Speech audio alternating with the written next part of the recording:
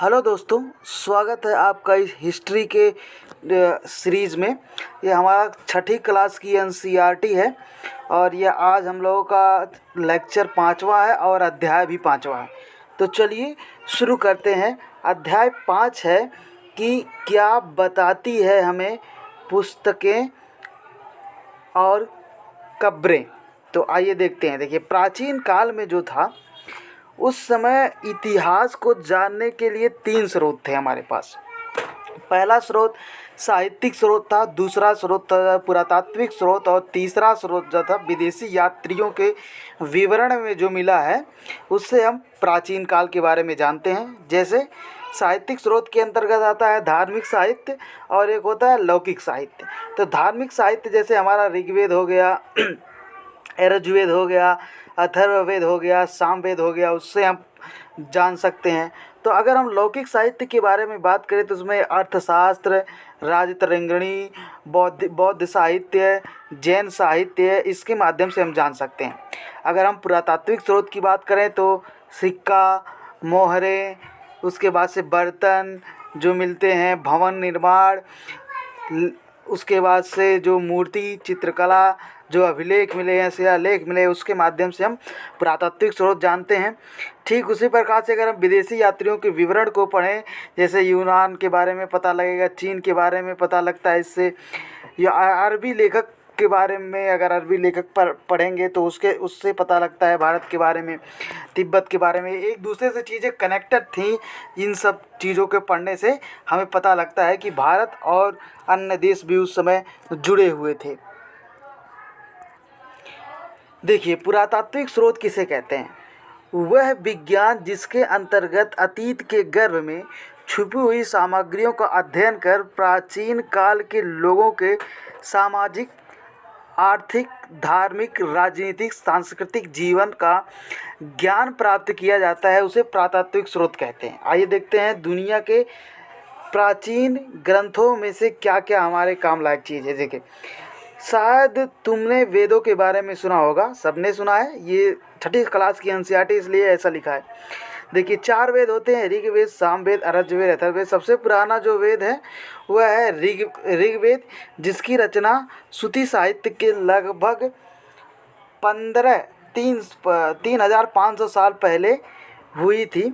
और ऋग्वेद 1000 से ज़्यादा प्रार्थनाएँ, इसमें सूक्तियाँ हैं। सूक्त का मतलब होता है अच्छी तरह से बोला गया। पहले की बात जो थी वो बोल कर सब होता था काम, लिखा हुआ नहीं था, कंठस्थ होता था, वह फिर आगे ट्रांसफ़र हो जाता था। देखिए, इसमें 3 देवता प्रमुख महत्वपूर्ण है: अग्नि, इंद्र, सोम। अग्नि आग के देवता, इंद्र युद्ध के देवता और सोम एक पौधा होता था जिससे एक खास पेय बनाया जाता था। वैदिक प्रार्थनाओं की रचना ऋषियों ने की थी और आचार्य विद्यार्थियों को इन्हीं अक्षरों, शब्दों और वाक्यों में बांटकर सस्वर पाठ कराकर कंठस्थ कराते थे। देखिए, मैंने पहले कहा कि कंठस्थ कराते थे, उसका कोई प्रमाण लिखा हुआ नहीं था, वो तो बाद में लिखा गया। अब देखिए,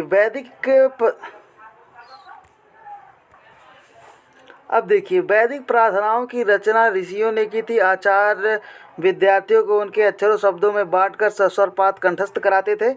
अधिकांश सूक्तियों के चरित्र लिखने और लिखाने वाले पुरुष थे। कुछ प्रार्थनाओं की चर्चा महिलाओं में भी मिलती है, कुछ प्रार्थनाओं की रचना महिलाओं द्वारा भी की गई, ऐसा मिलता है। ऋग्वेद की भाषा प्राक् संस्कृत और वैदिक संस्कृत कहलाती है। अब देखिए, यहाँ पे देखिए, प्राचीन साहित्य भारतीय श्रुतियों साहित्यों का ऐतिहासिक साक्ष्यों के रूप में किस सीमा तक प्रयोग किया जा सकता है, ये सब साक्ष्य इसमें मिलते हैं। साथ ही वैदिक आर्यों के भौगोलिक विस्तार, विभिन्न कबीलाओं का विस्तार, राजनीतिक संगठन, इन सब के बारे में मिलती है। देखिए, प्रार्थनाओं से हमें देखिए अपाला, घोष और विश्वापारा, ये सब प्रार्थनाएं। श्रुति साहित्य में ऋग्वेद था जिसमें पूर्व वैदिक काल के लोग इससे परिचित थे। साथ ही सामवेद, यजुर्वेद, अथर्ववेद के बारे में आप लोग जानते हैं। सीमाओं की बात करें तो कंठस्थ कराया जाता था इसको। साथ ही संभवतः तथ्य को बढ़ा चढ़ाकर भी बताया जाता रहा होगा। इस तरह से हम प्रिडिक्ट कर सकते हैं। थोड़ा सा इस चार्ट को आप देखिए। हाँ, तो थोड़ा सा इस चार्ट को समझिए। देखिए ऋग्वेद की क्रमबद्ध ज्ञान है इसमें। देखिए इसमें क्या प्राचीन ग्रंथ है इसे, और साथ ही देखिए इसमें 10 मंडल है, 1028 सूक्त है इसमें, 10,462 इसमें रचनाएं हैं। साथ ही उत्तर वैदिक काल के लोगों के बारे में अगर जानें तो इंद्र 250 और अग्नि जो थे वो 200 इसके मानक थे। अब देखिए निष्कर्ष की अगर हम बात थोड़ा सा कर लें तो समकालीन स्रोत ईरानी ग्रंथ जिद आवेस्ता रोज़कोई अभिलेख मृदभांड से प्राप्त सूचनाओं को सूती साहित्य में जोड़कर व्याख्या करने की आवश्यकता है। ये मेंस के लिए थोड़ा सा इसमें मैंने ऐसे कर दिया था। देखिए संस्कृत भाषा जो है भारोपीय यानी कि भारत और यूरोपीय भाषा परिवार का हिस्सा है। बस इसमें इतना ही इम्पोर्टेंट था, ये सब काट दीजिए। आप आगे बढ़िए। अब ये सब देखिए इम्पॉर्टेंट नहीं है इसलिए मैंने काट दिया है। आगे बढ़ते हैं। देखिए ये भी इम्पॉर्टेंट नहीं है, काट दिया है। फालतू आप लोगों को टाइम वेस्ट करने की ज़रूरत नहीं है इसमें। आइए इसके बारे में थोड़ा सा पढ़ते हैं। आइए देखते हैं मवेशी, घोड़े और रथ। देखिए ऋग्वेद में मवेशी बच्चों खासकर पुत्रों और घोड़ों का प्रस्ताव के लिए अनेक प्रार्थनाएं होती थी।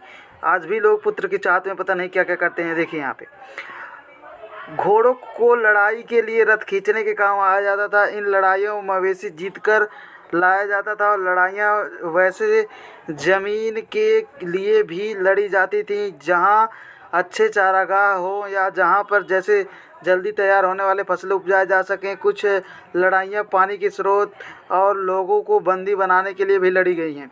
युद्ध में जीते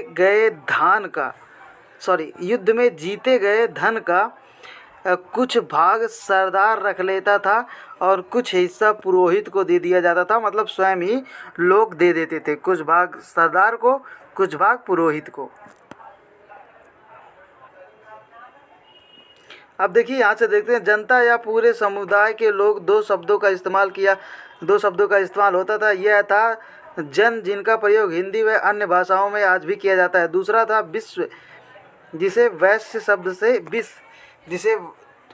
शब्द निकला। ये बात आप ध्यान देना है कि विश्व से वैश्य शब्द निकला था। और ऋग्वेद विश्व और जनों के नाम से मिलते हैं। ऋग्वेद में विश्व और जनों के नाम मिलते हैं, ये भी आपको ध्यान में रखना है। जिन लोगों ने इन प्रथाओं की रचना की वे कभी कभी खुद को आर्य कहते थे तथा विरोधियों को दास या दस्यु कहते थे।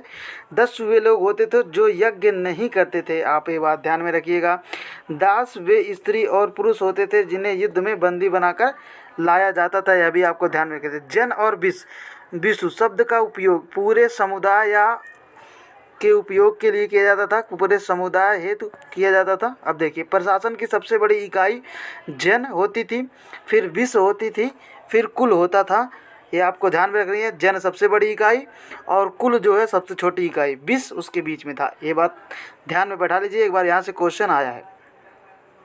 आर्य, इन्होंने प्रार्थनाओं की रचना की और उनके विरोधियों को दास या दास कहते थे। आइए थोड़ा सा जानते हैं खामोशी प्रहरी के बारे में।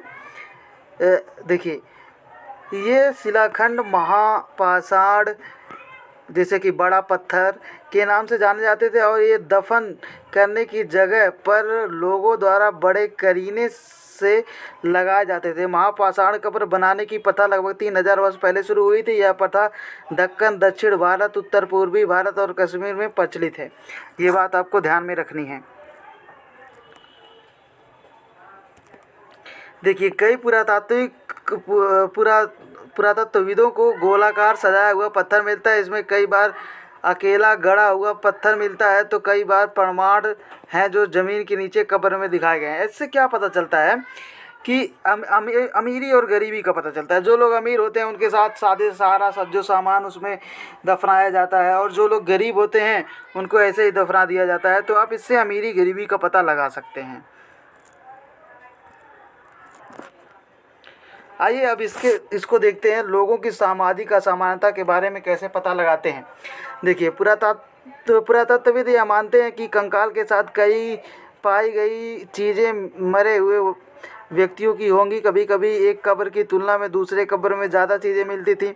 बारागिरी को खोजिए, ये बताया कि कोई स्थान है जहाँ एक व्यक्ति की कब्र में 33 सोने के मनके और शंख मिले, वहीं दूसरे कंकाल में सिर्फ कुछ मिट्टियाँ मिली हैं। इससे देखिए लोगों की अमीरी और गरीबी का पता चलता है। जो सरदार होते थे और जो उनके अनुयायी होते थे उसके बारे में पता लगता है। मैंने आपको ऊपर बता दिया था पहले ही। अब देखिए कुछ खास नहीं है तो मैंने काट दिया है। अब यहाँ पे आकर थोड़ा सा पढ़ते हैं। हाँ, तो यहाँ पे देखिए इनाम गांव के एक विशिष्ट व्यक्ति की कब्र के बारे में जानते हैं। देखिए इनाम गांव को खोजिए, आप खोजिएगा। भीमा की सहायक नदी घोड़ के किनारे एक जगह है जहाँ 3600 से 2700 साल पहले लोग रहते थे। यहाँ अवैक्स लोगों को पराये गड्ढे में लिटाकर दफनाया जाता था और उनका सिर जो होता था उत्तर की ओर होता था। ये बात आपको ध्यान में रखनी है। और यहाँ कभी कभी बड़े संदूक में भी इनको दफनाया जाता था। अब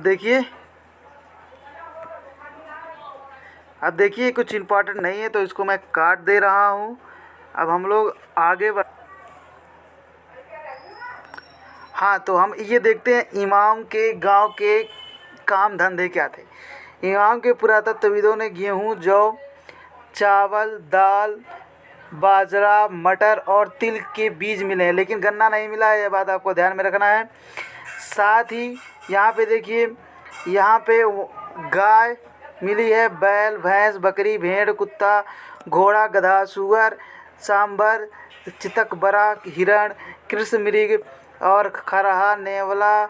उसके बाद से चिड़िया, घड़ियाल, कछुआ, केकड़ा और मछली की हड्डियां भी मिली हैं। लेकिन यह बात आपको ध्यान में रखनी है कि शेर नहीं मिला है कहीं भी। इसके साथ और बेर, आंवला, जामुन ये सब मिले हैं। आगे बढ़ते हैं। अब देखिए ये सब आपके लिए इम्पोर्टेंट नहीं है तो मैंने काट दिया। आप पढ़ना चाहते हैं तो पढ़ लीजिएगा।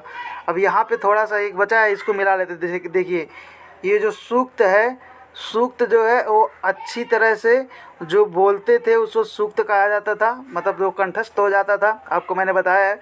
ये जो रथ है, रथ युद्ध में प्रयोग किया जाता था, पता है आपको। यज्ञ जो था, यज्ञ का आप अनुष्ठान से जोड़ सकते हैं। उसके बाद से दास का आप गुलाम से जोड़ सकते हैं। महापाषाण जो था सजाया हुआ पत्थर होता था। अब देखिए आप इसको पढ़ लीजिएगा। वेदों की रचना का प्रारंभ 3500 साल से, महापाषाण के निर्माण की शुरुआत 3000 और इनाम गांव के कृषकों का निवास 3600 से 2700 मैंने बताया। चरक जो है यह 1200। अब आप देखिए इसके बाद हम लोगों का ये सब ख़त्म हो गया चैप्टर। अब कल एक नया चैप्टर के साथ हम लोग शुरुआत करेंगे। Thank you so much for watching this video और प्लीज़ शेयर एंड सब्सक्राइब करिए। अगले टाइम हम पार्ट 6 देखेंगे। इसमें हम क्या देखेंगे? राजा और प्राचीन गणराज्य। यह चैप्टर काफ़ी महत्वपूर्ण है तो इसको ज़रूर देखिएगा। Thank you so much.